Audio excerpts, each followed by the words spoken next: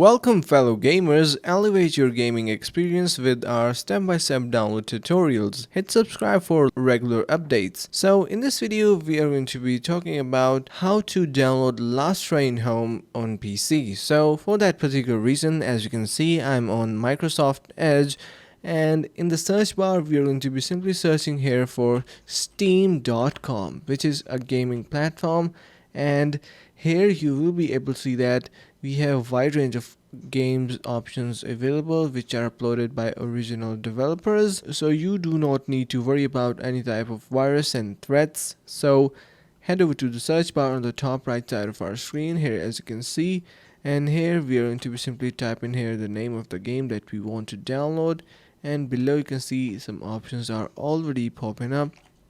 And click on search, and once you do, you can see we have this game available here. Click on that, and yeah, the game is now finally showing up.